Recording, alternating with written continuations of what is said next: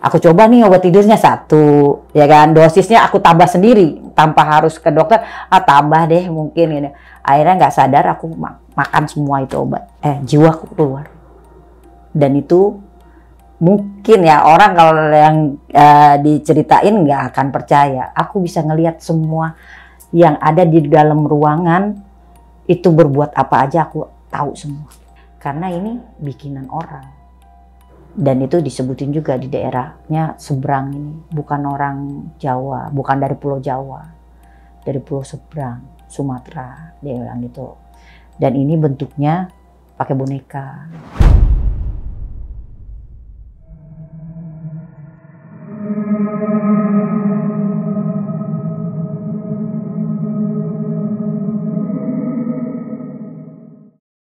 Halo Sobat Totem, balik lagi bersama gue Nardi di obrolan tengah malam. Semakin malam, makin seram.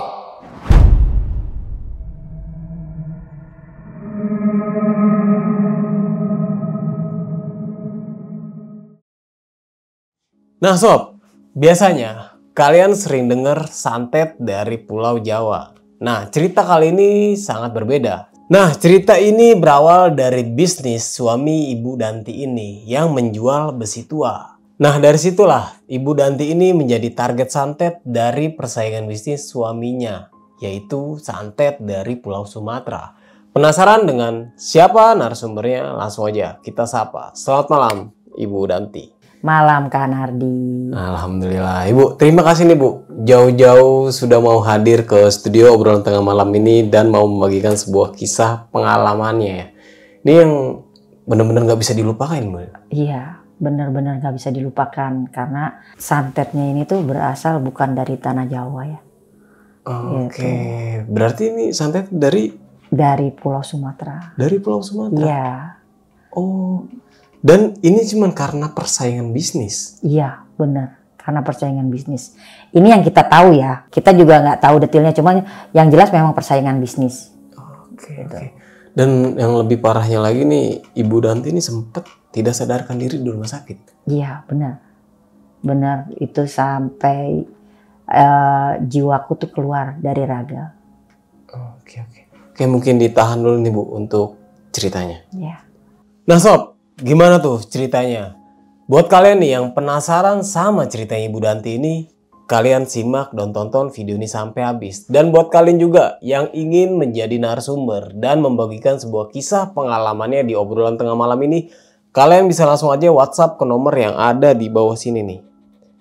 Jangan lupa kunjungi media sosial kita. Nanti semuanya gue taruh di deskripsi. Oke, mungkin langsung aja obrolan tengah malam. Kita mulai.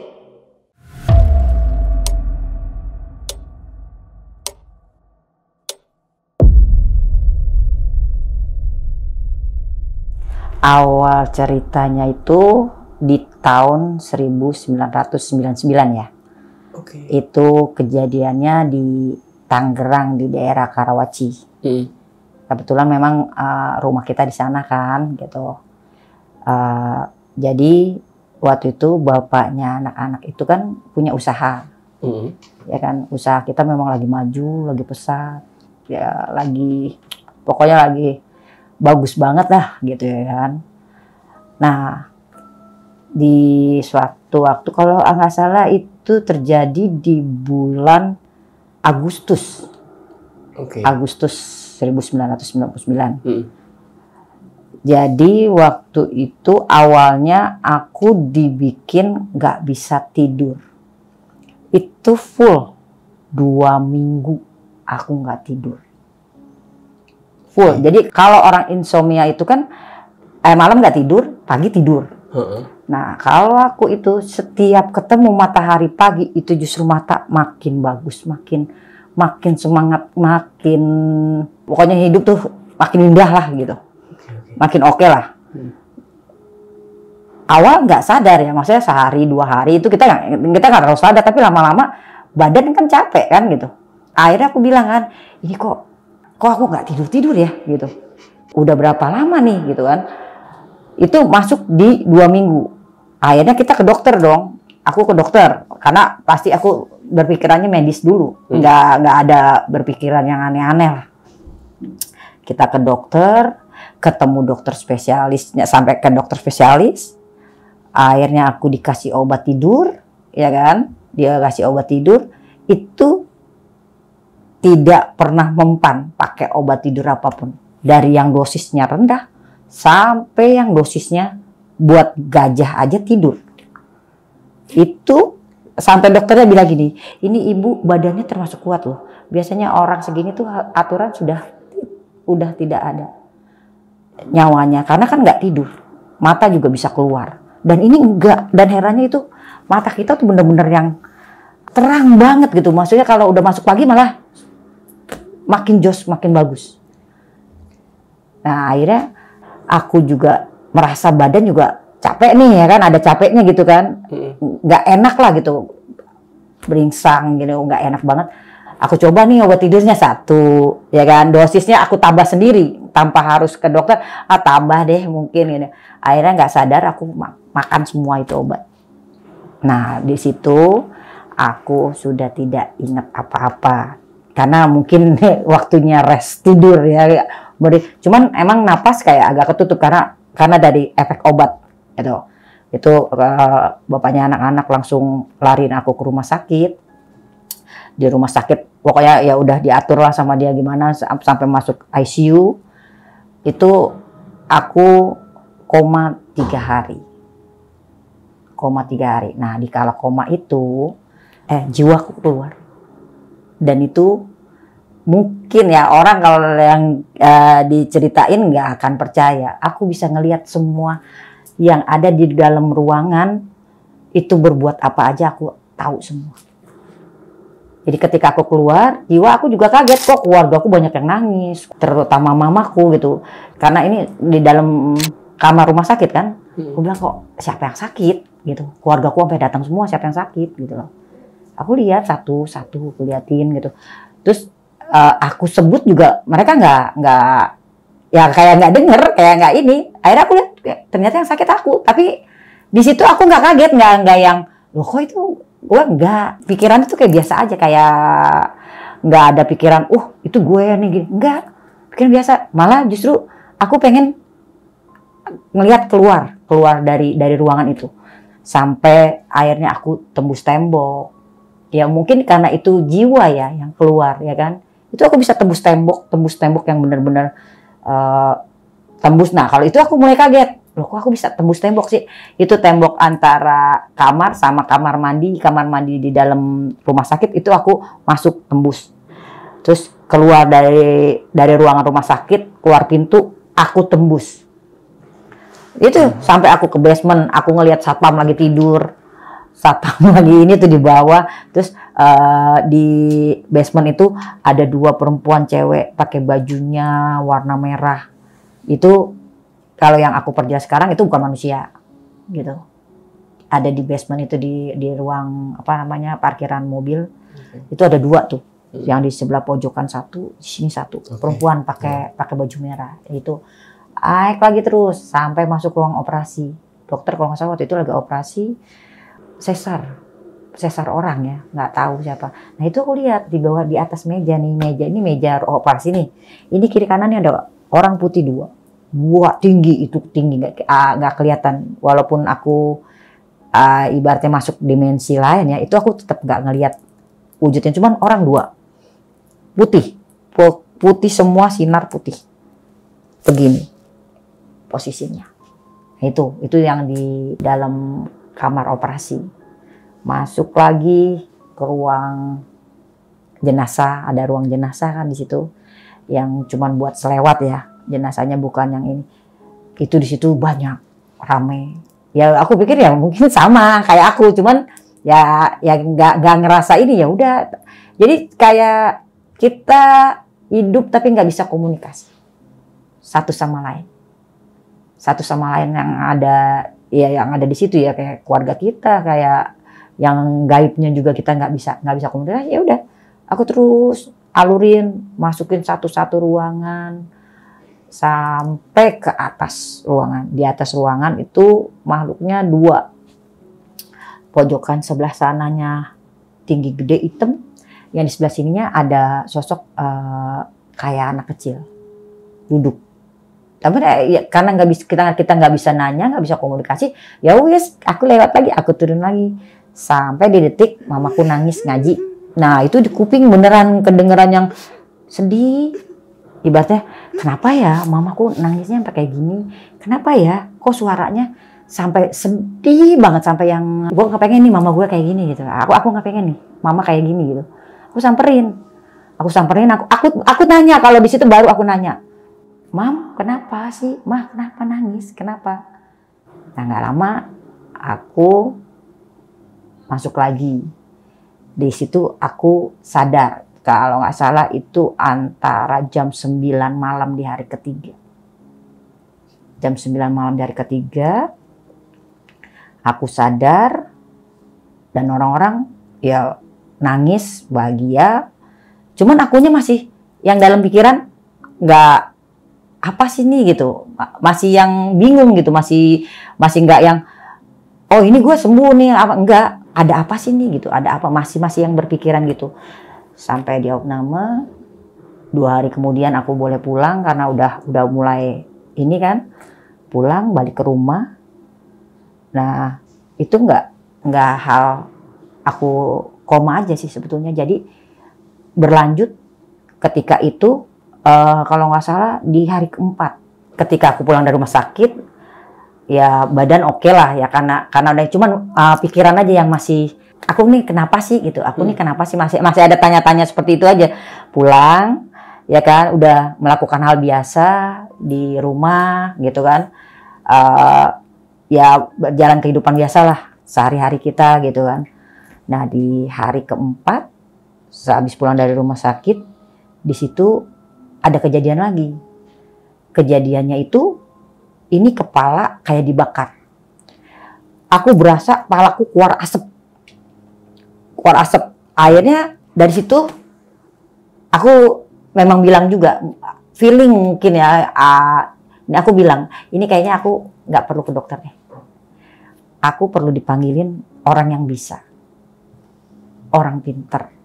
Ya kalau kata sekarang orang pinter ya gitu, entah apa paranormal atau apa, cuman ini kayaknya nggak bersangkut sama medis, karena aneh, kepala ini aku berasa loh, kepala itu asap nih, ini gitu loh, panas gitu kan.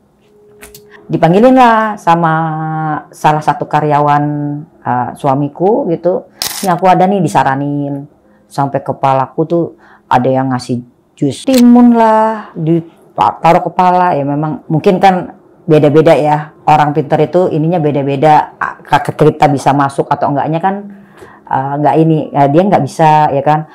Itu wah, kepalaku tuh bener-bener yang kalau udah kayak gitu tuh bisa jerit, bukan pusing, bukan sakit, jadi aku berasa nih kepala panas. Aku berasa tuh kayak ini tuh ada asap gitu. Kapan kalau kayak ngaca tuh aku berasanya ini kepala ada asapnya gitu loh. Akhirnya kan mamaku gitu, papaku coba ngajinya di ini ibaratnya kayak sholatnya diperdalam. Itu kalau nggak salah berjalan sekitar seminggu. Kepalaku tuh seperti itu tuh seminggu waktunya tuh.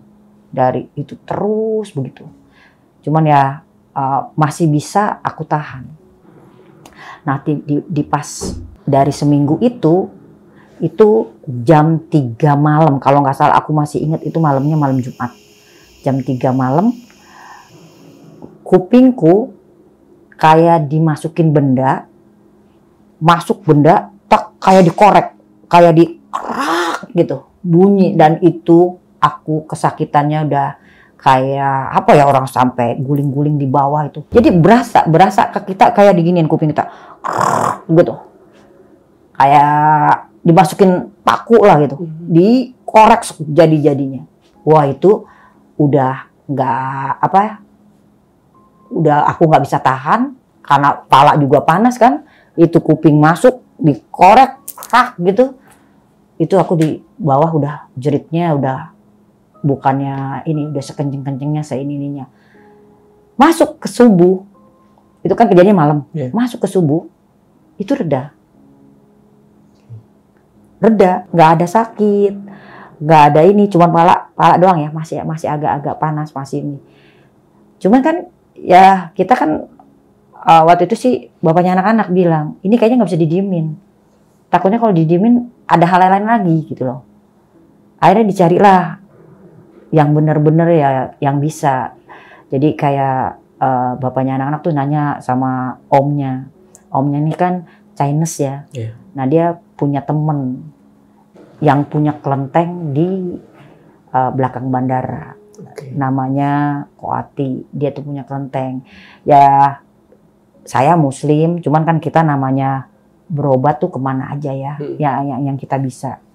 Sabtu sore jam berapa aku sampai nih ke tempatnya Koati. Koati itu ada tempatnya, posisinya ada di belakang bandara Soekarno-Hatta. Di situ dia tuh ada kelenteng di sebelah polsek, itu punya dia. Dibawalah aku ke sana, ya kan? Dibawa Koati ini gini. Dia nggak pakai lama loh, nggak pakai yang kayak begini ya. Cuman ngeliat, cuman ini. Ya udah masuk. Bakarinlah kertas kuning-kuningnya di mereka tuh. 1, 2 masuk, dia terus bakar hio, dia liatin, dia perhatiin, dia ngomong bapaknya anak-anak, namanya kan Eko ya, Ko katanya, lu punya masalah sama orang nggak? Gitu, dia nanya detailnya, apa lu pernah ada bentrok atau ada apa? Karena ini bikinan orang. Dan itu disebutin juga di daerahnya seberang ini, bukan orang Jawa, bukan dari Pulau Jawa, dari pulau seberang, Sumatera, dia bilang gitu. Dan ini bentuknya pakai boneka, dia bilang. Terus perasaan nggak ada gitu ya kan, tapi kan kita juga nggak pernah tahu ya, namanya orang kita salah nyebut, dia sakit hati atau ya ini tuh ternyata diteliti lagi memang bisnis. Jadi urusan bisnis, urusan ya dia mau ambil alih lah bisnis ini gitu loh. Karena orang ini tahu kalau bapaknya anak-anak tuh ininya aku, maksudnya kesayangannya aku.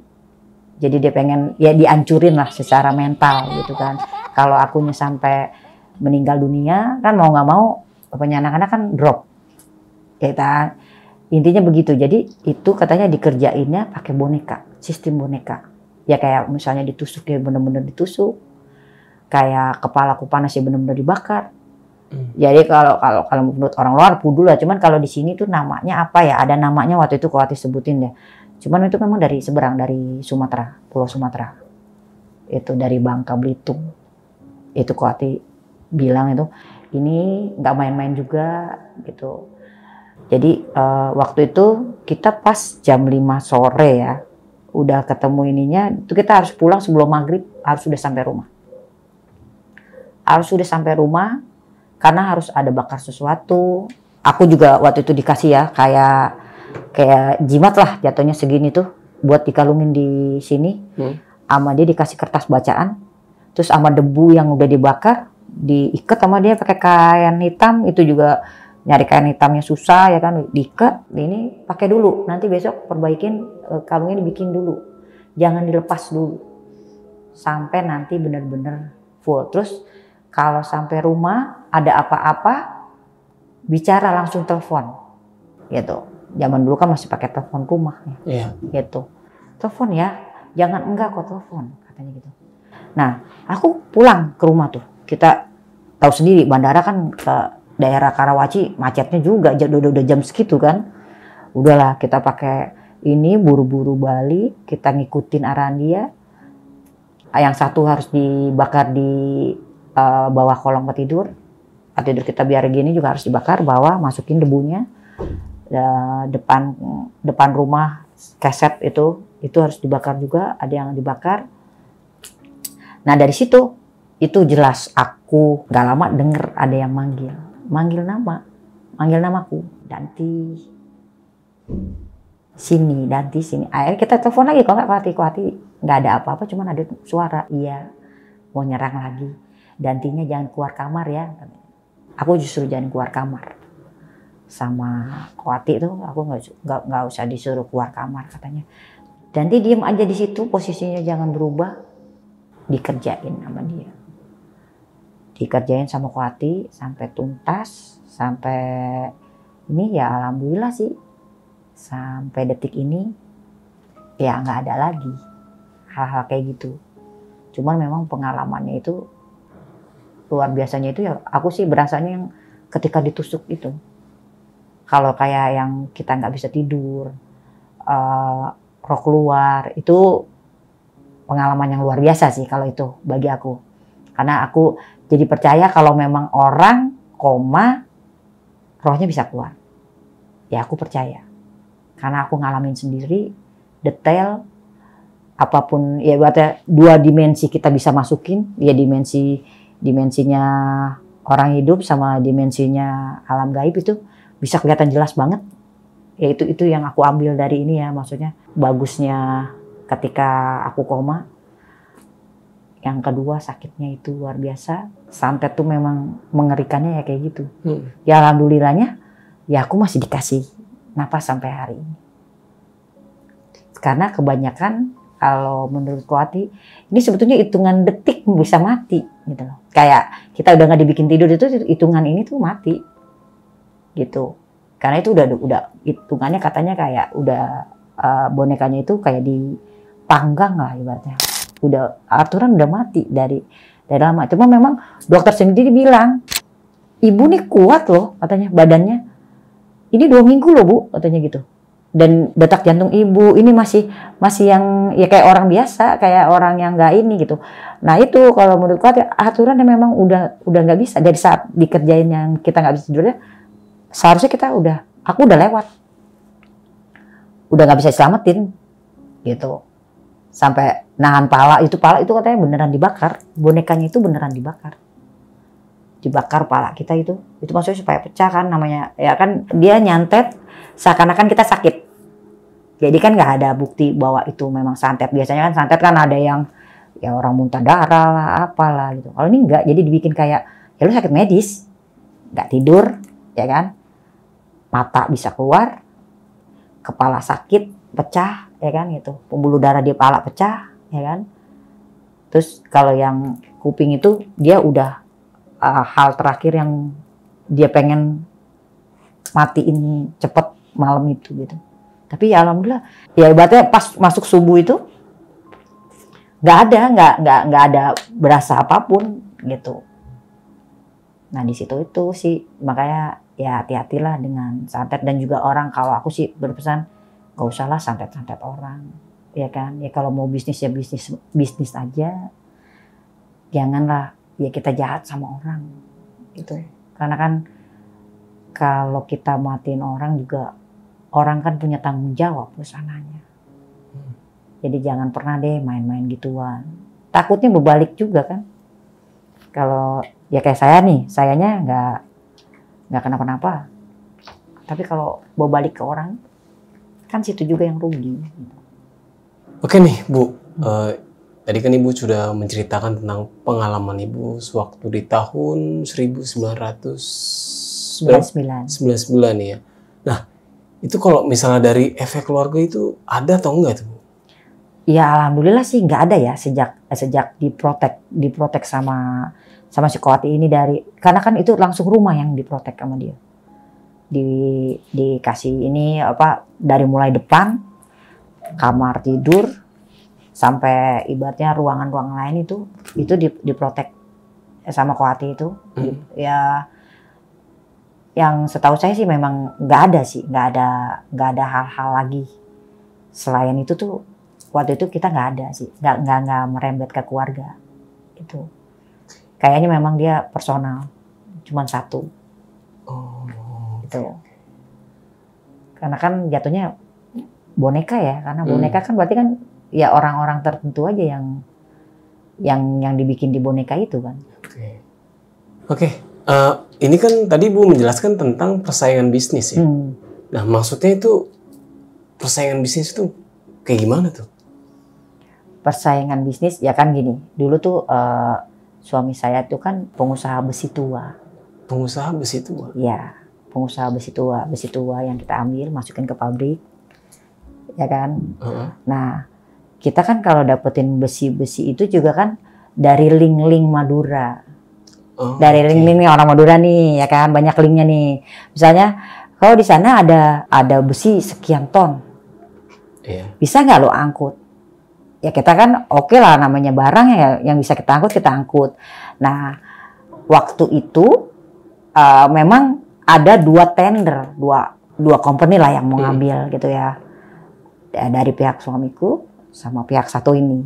Ya nggak bisa kita sebutin juga sih, nanti takutnya ya sehujan juga ya kan gitu. Intinya ada 2 tender nih. Tapi kenal banget, deket banget, baik banget, udah seperti keluarga lah ibaratnya. Ya tapi mungkin karena persaingan ya kan, karena memang itu uangnya gede waktu itu, nggak kecil. Di tahun itu nggak kecil, ibaratnya besar lah gitu. Lumayan lah, bisa beli rumah 3 di Lipo, Karawaci lah gitu. Itu dulu tuh kita keuntungannya ya gitu. Nah ini dia memang pengen jatuhin karena memang yang dapet nih bapaknya anak-anak. Yang awalnya? Yang awalnya. Gitu. Jadi waktu itu kan kita tuh dibikin gitu kan, dibikin sibuk, jadi ini sempet ya besi agak terbengkalai juga karena kan memang harus diangkut sesuai jadwal. Jadi kayak misalnya nih, ini harus sebulan kelar, ya harus sebulan kelar. Dia nggak mau tahu, pokoknya sebulan ya kelar, bersih. Sedangkan kita kan kalau dari pabrik kan dapat jatah, misalnya kita harus kirim berapa ton per hari, gitu. Nah itu tuh di situ persaingan bisnisnya. Nah terus akhirnya yang menang tender itu siapa? Yang menang tender tetap suamiku. Ya dia sedikit banyak memang ya itu keselnya tuh di situ. Padahal ya sama suamiku waktu itu tetap diajak loh, maksudnya masih ya wes, yuk lu ambil ininya, yang ininya lu yang ambil. Ya baik gitu, maksudnya suamiku tuh orangnya baik gitu. Masih dibagi lah gitu, masih jatahnya. Cuman memang kan kalau kita ngajuin tender kan ya untung ya sebetulnya kan dari yang di atas juga rezeki itu kan, gitu. Ya cuman kalau orang nggak terima susah juga. Karena memang uang gede juga sih. Iya. Gitu. Nah ini kan ibu selama sakit dan bapak kan ngurusin ibu jatuhnya. Nah itu berarti pekerjaannya itu terbengkalai dong. Kan kita punya anak buah juga. Kita udah punya karyawannya, punya karyawan juga. Jadi ada orang kepercayaan kita juga gitu ya kan. Ya sedikit banyak ya dia mundar-mandir, tetap mundar-mandir. Suami itu tetap mundar-mandir rumah sakit sini. Karena kan nggak jauh rumah sakitnya waktu itu kan posisinya di Karawaci ya. Di Lipo Karawaci situ ada salah satu rumah sakit swasta situ. Sedangkan dia kan ngambilnya itu ya daerah-daerah Tangerang juga. Belaraja ini Pasar Kemis, nggak jauh jadinya. Dia masih bisa kontrol. Karena kan kalau naikin besi itu kan anak buah, ya paling malam yang kontrol, dia kontrolnya malam. Gitu. Walaupun memang goyang juga, karena kan berpikiran akunya sakitnya ya nggak bangun-bangun kan. Gitu. Iya. Jadi ya agak hampir telat, cuman memang sampai terakhir kita ngangkut itu bagus lah, namanya nggak ada cacat lah, gitu. Oke nih Bu, tadi kan Ibu sempet yang kata itu minum obat ya, itu banyak banget ya. Dan Ibu juga menjelaskan tentang ketika minum itu jiwanya atau raganya itu keluar. Iya, jadi gini, ketika aku habis minum obat itu kan aku memang udah nggak sadar sama sekali, sampai dibawa ke rumah sakit pun aku nggak tahu aku dibawa ke rumah sakit. Itu aku taunya dibawa ke rumah sakit itu memang cerita dari bapaknya anak-anak dulu kan, cerita dia bilang kamu tuh aku bawa, aku nih udah nggak ada, udah kaki udah pada dingin semua, udah pada ini, masuklah aku awal katanya UGD terus langsung dibawa ke ruang ICU yang khusus. Nah ketika udah stabil kayak jantung kayak ini ya dibawa ke kamar ruangan memang waktu itu kan dipesenin ruangannya juga kita ruangan sendiri ya, VIP sendiri gitu ya, makanya kayak keluarga kita bisa masuk semua. Nah, jadi ketika di ruangan itu, ketika keluar itu tuh aku ya udah ngelihat, udah ada di kamar itu. Jadi aku ngelihat tuh semua orang yang keluarga lah, keluargaku tuh ada semua, nangis semua. Jadi ketika keluarnya itu, aku berasa keluar, aku ngeliat nih keluarga nangis semua. Ada apa ya? Aku berpikir siapa sih yang sakit? Ya itu melayangnya seperti itu. Maksudnya keadaanku seperti itu. Cuman memang yang aku rasain, aku nggak bisa ngomong, nggak bisa komunikasi dengan ya saudara. Cuman bisa lihat siapa sih yang sakit gitu, siapa sih ini. Nanya juga kayak nggak ada yang jawab, tapi dan di hati juga kayak nggak terlalu mau interaksi gitu. Cuman ngeliat doang. Terus ngeliat wujudnya aku cuma bilang gini doang. Oh, itu aku gitu. Oh, itu aku ya gitu. Kenapa ya? Nah, habis itu aku balik. Aku cuma pengen keluar. Pengen ngeliat di pikiranku cuma pengen ini di mana sih? Ini apa sih? Ini apa sih? Ini tempat apa sih ini? Gitu.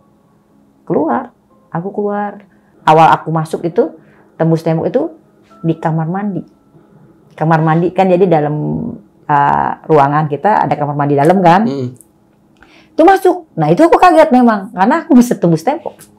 Tembok nih kita lewatin ya bisa boleh bilang ini ya tahun berapa tuh kan ada film Ghost tuh. Film Ghost. Ya itu nyata bener dan itu aku bisa iyain karena memang aku ngerasain. Full ngerasain kayak gitu. Keluar. Masuk nih ke dalam, loh kok aku gini ya, dan itu berasa jalan memang nggak kayak jalan sih, memang kayak aku ngayang aja kayak ini aja, cuman biasa, pikiran tuh biasa, nggak ada pikiran yang ini nih biasa aja, sampai keluar pintu tuh, keluar di pintu, aku ngeliat tuh yang di depan itu ada sahabatku dulu si Kiki, ada papaku lagi nangis di depan, terus ada temanku lagi tuh 3 orang tuh lagi pada nangis di depan di ruang depan kamar ya. Itu pada nangis pada ya Allah Danti pulang maksudnya minta supaya cuman aku nggak tahu kayak ngirauin jadi kayak cuma ngeliat oh iya pada nangis. Aku justru di pikiran tuh pengennya hunting ngeliat sekeliling. Aku jajain ya rumah sakit satu persatu sampai aku tahu di dalam basement itu ada penunggunya 2 makhluk, di atas rooftopnya juga ada, di kamar operasi ada 2 sosok putih. Ketika dokter lagi ngadain operasi, itu aku bisa lihat semua jelas banget. Cuman kayak nggak bisa komunikasi gimana sih, nggak yang mau tahu, kamu siapa? Ini nggak. Jadi cuman oh ya udah ini kayak gini. Terus sampai di titik mamaku ngaji. Aku dengar mamaku ngaji, aku dengar mamaku nangis sambil ngaji yang ini.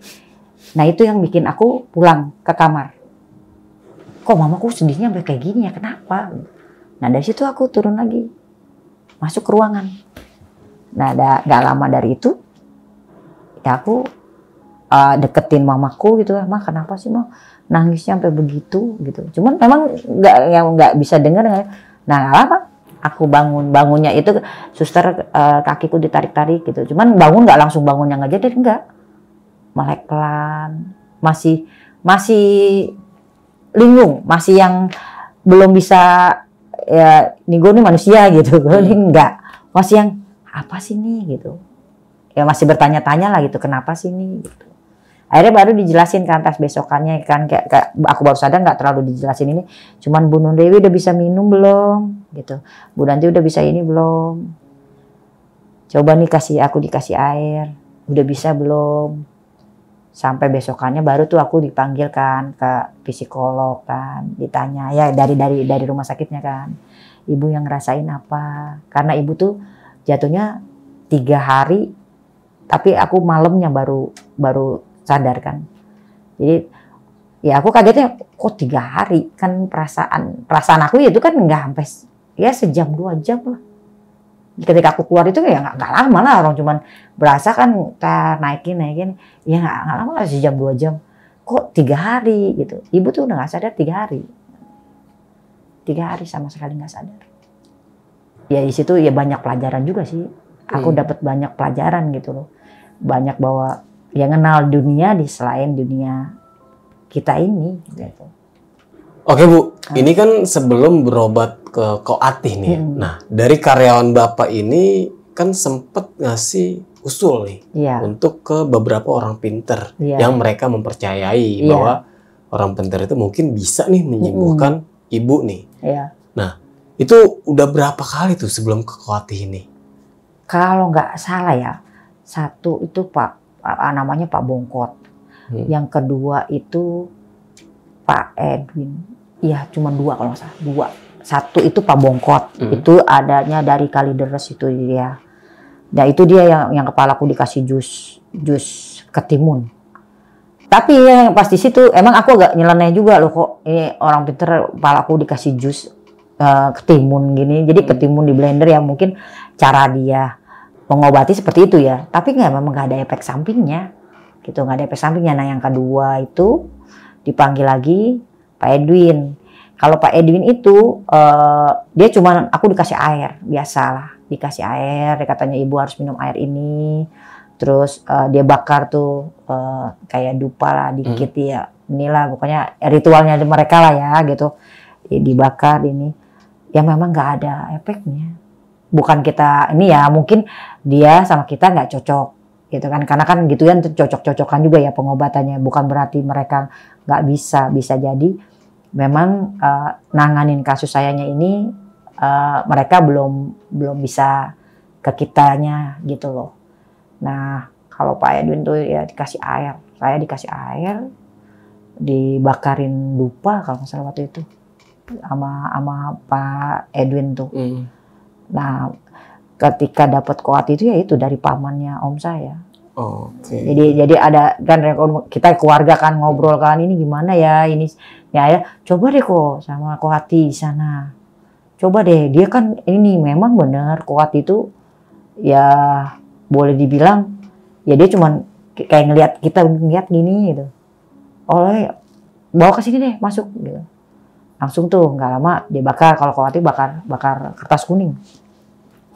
Dibakar 2 terus gini Danti bilang itu yang dirasa apa kemarin sempat sakit kok sempat dikorek kupingnya aku ceritain kan tuh semuanya tuh terus kepala juga nih masih rada-rada kayak ini udah sama dia bacain dia masuk ke ruangannya dia dibawa aku ke ruangan altar kelentengnya itu dia sambil baca doa dia bilang Danti duduk deh nanti ini udah sama dia baru tuh diceritain dibilangin kok ini sebetulnya orangnya kayak gini. Dikasih tahu tuh semua. Ini tuh buatannya dari ini terus juga asalnya juga bukan dari tanah Jawa. Dikasih tahu tuh ininya. Pokoknya orang pintar dari sananya yang nyerang kita tuh dikasih tahu semua. Dan ya alhamdulillah memang ya walaupun dia nggak seiman sama kita ya cara pengobatannya kan kita ngambil cara pengobatannya bukan cara ininya, cara pengobatan dia tuh masuk gitu dan logikanya juga masuk ketika dia ceritain ya ini tuh dari sini ini tuh bentuknya gini penyerangannya seperti ini ya masuk logika gitu. masuk ini kita gitu. Nah Bu, mungkin pertanyaan terakhir nih dari saya Bu. Ini kan persaingan bisnis Bapak nih. Kenapa Ibu yang kena gitu? Kenapa bukan Bapak? Mungkin ya, mungkin dia mau nyerang Bapak. Mungkin Bapak nggak bisa kena. Mungkin ya, tapi sih memang yang memang anehnya juga kenapa itu bonekanya aku juga kan? Kan kalau gitu boneka pasti orang yang dituju kan? Iya benar. Ya kan kalau boneka nih personalnya, ya itu sih memang dari dulu juga kita bingung juga gitu. Kita bingung juga gitu loh kenapa ada yang di sini? Apakah dia senang sama aku? Nggak tahu juga kan? Oke, tapi nggak pernah nanya sama Koati ini? Enggak, Koati nggak pernah mau ngasih tahu.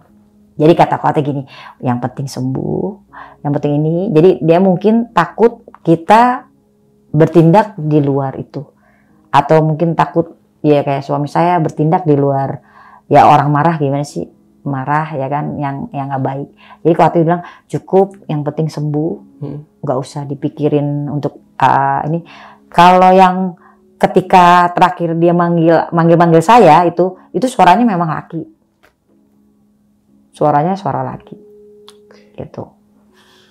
Oke nih Ibu, wah terima kasih banget nih Bu. Iya, sama-sama. Ibu sudah datang dan mau membagikan sebuah kisah pengalamannya ya di tahun 1999. Nah Bu, sebelum mengakhiri cerita nih Bu, punya pesan-pesan nggak nih buat penonton yang nonton kisah Ibu pada malam kali ini? Ya kalau pesan saya sih ya, seandainya berbisnis ya yang ini aja lah, yang ya janganlah sampai ada hal-hal ya santet atau pengen dapetin ini harus nutup rezeki orang. Janganlah. Kalau bisa ya bisnis yang baik ya kan gitu. Bisnis yang sama-sama enak lah gitu ya kan.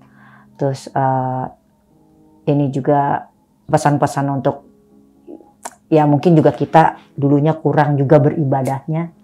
Bisa jadi kita kena itu karena kurang juga beribadahnya gitu.